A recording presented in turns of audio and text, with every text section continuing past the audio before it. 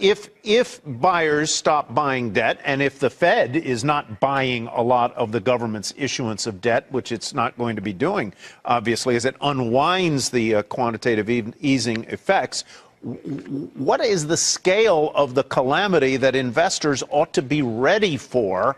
If not, it may not happen. Let's hope it doesn't. But what is the scale of it?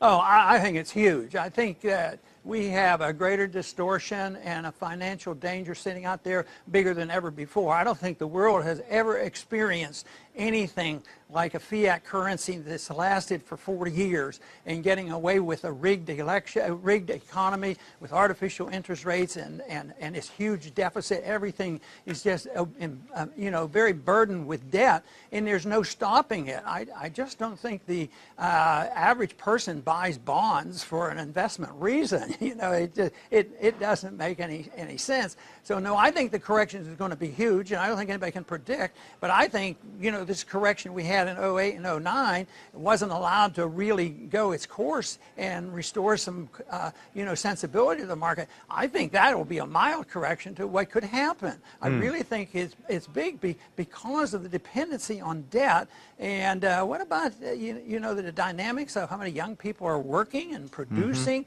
versus how many people are retiring and what these pension funds are like. I mean, to me, I guess it's easier for me to see the problems than to say, oh, this is going to be easy. But it's not going to be easy. I think there is going to be significant changes to recover from this, and it's going to have to be with things as major as monetary reform and deciding what kind of a country do we want to have. Are we going to be able to have an unlimited welfare state, an unlimited empire around the world, and be able to do the things that we pretend that we have a responsibility for doing? I think we'll have to make those decisions, not next month or so, but if you look at some of those long-term charts, I mean, I think the dollar really is, on long-term, if you look at the dollar compared to, say, the Swiss franc and to gold from 1971, that means the dollar is very, very weak on a course. Right. I think that's going to continue, and I think it'll accelerate. All right, Congressman Paul, thank you very much. Appreciate your point of view. I have to agree with Ron Paul. He's a very smart politician. If you're a cryptocurrency enthusiast, a lot of people support Ron Paul. He's been a big proponent of cryptocurrencies, and he brings up a great point that if the dollar is going to devalue and collapse with all this quantitative easing and funny money, what can you do to protect yourself? And that's why I see cryptocurrencies as a long-term investment, a great hedge against stock market crash. So obviously you can also do precious metals like gold and silver, which I would also recommend, but I don't know if the bull market is going to end this year or next year or whenever, but as an investor, if you still are hesitant about getting into crypto, just realize that you do want to have some sort of asset class that will protect you against this kind of financial collapse and dollar devaluation that Ron Paul is bringing up.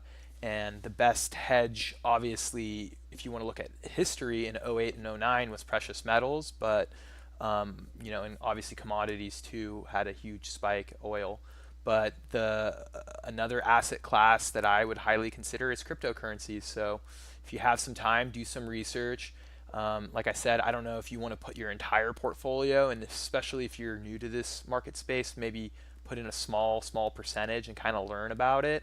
But I agree with Ron Paul, and I feel like the people that are getting into cryptocurrency, as long as you're a long-term investor, I see a lot of promise.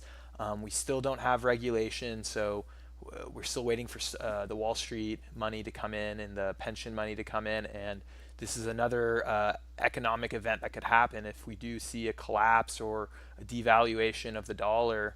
I do see cryptocurrencies performing very, very well. So I see cryptos as a great hedge. I mean, maybe right now it's not that great because it's still, in the infancy stages and it's very volatile, but continue to watch it. If you can, subscribe to this channel. I'll be sharing news, not just on cryptocurrency, but also just on the economy in general and how it relates to cryptocurrencies.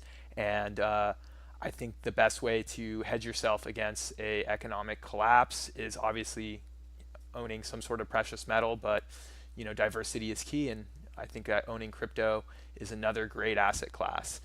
Let me know what you guys think. I really appreciate the comments. It's really helped me figure out what I need to be sharing with you guys. So please leave a comment if you get a chance. And if you haven't, please subscribe. And I will talk to you guys soon.